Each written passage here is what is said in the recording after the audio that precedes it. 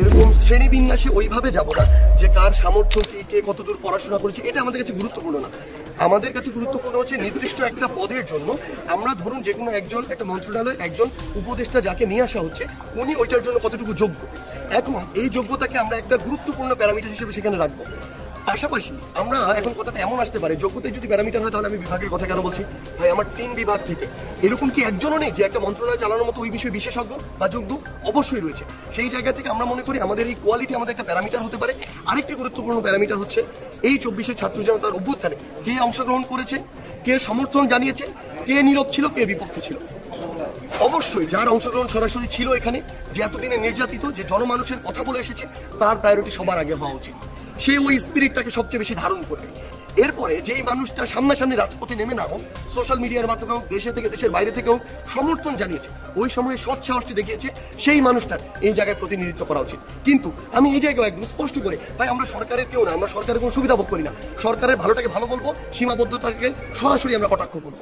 আমরা আমাদের জায়গাতে স্পষ্ট করে বলি এই জায়গায় এই অন্তর্বর্তীকালীন সরকারে আমরা দেখেছি না এই যে ফারুকিকে, এই ফারুকি কোন সময় বিগত এই 36 জুলাই কোন সময় সরাসরি সরকারের বিপক্ষে গিয়ে এই ছাত্র জনতার অভ্যুত্থানে যারা অংশগ্রহণ করছে তাদের পক্ষে অবস্থান নিয়েছিল? কখনো না। তিনি তার সময় পুরো সময় ক্ষমতার কাছাকাছি থাকার জন্য যেভাবে তার মতো করে তোষামোদি করা দরকার সেভাবে করেছে। হতে পারে একটা লাইন লিখে, হতে পারে একটা ছবি তুলে, সবাই একই কাতারে ভাই ভাই সহমত ভাই বলে তোষামোদি করবে না। কেউ একটা লাইন লিখে, কেউ একটা শব্দ বলে তোষামোদি করে। এই ফারুকিরা কিভাবে এই উপদেষ্টা পরিষদে আসে? আমাদের জায়গা থেকে আমরা সেদিনই স্পষ্ট করে বিরোধিতা জানিয়েছি এবং আমরা আমাদের জায়গা থেকে বলি এরকম নীরব থাকা, কঠিন সময় নিজের গা বাঁচিয়ে চলা লোকদেরকে আমরা উপদেষ্টা পরিষদে দেখতে চাই না। তারা কোনোদিন এই স্পিরিটটিকে ধারণ করতে পারে না। যদি পারতো তখনই তারা তাদের জায়গা থেকে প্রতিবাদ জানাতো। এবং আমরা আমাদের জায়গা থেকে মনে করি যেই মানুষগুলো এই সামগ্রিক অভ্যুত্থানটাকে ধারণ করেছিল, ধারণ করছে এবং স্পিরিটটিকে সামনেও ধারণ করার মতো মানসিকতা রাখে, শুধু তাদেরকে দিয়েই এই অন্তর্বর্তীকালীন সরকার পরিচালনা। যেই ক্ষমতা মানুষকে জনগণ থেকে দূরে সরায় সেই ক্ষমতা আমরা চাই না। আমরা চাই এমন একটি সরকার, এমন একটি ক্ষমতা, এমন একটি পদ যেটি আমাদেরকে জনগণের কাছে নিয়ে যাবে, জনগণের কথা শোনার মতো মানসিকতা তৈরি করবে, জনগণের কাছে জবাবদিহি করার মানসিকতা তৈরি করবে।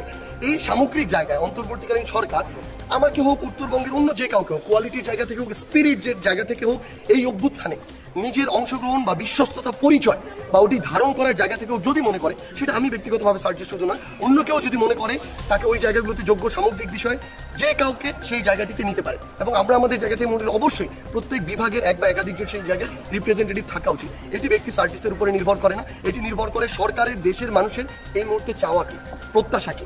এই জায়গা থেকে যদি প্রত্যাশার সাথে প্রাসঙ্গিক হয়, দেশের এবং দেশের মানুষের কথাকে সামনে রেখে, তাদের চিন্তাকে সামনে রেখে দায়িত্ব নিতে প্রস্তুত। কিন্তু একটা জিনিস একদম স্পষ্ট করে বলি, সেটি হচ্ছে এই অন্তর্বর্তীকালীন সরকারকে সেই আস্থাটিও তৈরি করতে হবে মানুষের প্রতি। এই আস্থাটি যদি মানুষের প্রতি তারা তৈরি না করতে পারে, তাহলে মানুষ কিন্তু ওই যে তাদের প্রতি যে এখন তাকিয়ে রয়েছে, এই তাকিয়ে থাকাতে কিন্তু চোখ ফেরাতে পারে। মানুষ এটি করতে পারে সেই জায়গা থেকে। এবং আমার জায়গা থেকে আমি আরেকটি জিনিস বলি, আমাদের ওই মানসিকতা নিয়ে ওই সরকারে যাওয়া উচিত। যেদিন সরকারে যাচ্ছে সেদিন থেকে, যেদিন ওই পদ থেকে সরবে, এই পুরো সময় পরে পুরো বাংলাদেশের ইন্টেলিজেন্স থেকে শুরু করে সকলে যদি তাকে নিয়ে এক প্রকার রিসার্চ করে, কোনোদিন খুঁজে বের করতে পারবে না সে মানুষটা 1 টাকা মেরে খেয়েছে। এই মানসিকতা যার আছে, এই স্পিরিট যে ধারণ করে, সে অন্তর্বর্তীকালীন উপদেষ্টা পদে যেতে পারে। এবং এক্ষেত্রে যদি আমাকে বিভিন্ন ক্যাটাগরিতে মনে করা হয় যে ওই জায়গার জন্য অ্যাপ্রোপ্রিয়েট, তখন এটা ভেবে দেখার বিষয় যে সামগ্রিক এই বিষয়গুলো ঠিক হচ্ছে কিনা, সরকার জনগণের মতো করে কথা বলছে কিনা, ভাবছে কিনা, এগুলো চিন্তা করার বিষয়। সামগ্রিকভাবেই তখন এই সিদ্ধান্তটি নেওয়া যাবে যে আসলে সেই জায়গায় যাওয়া যায়।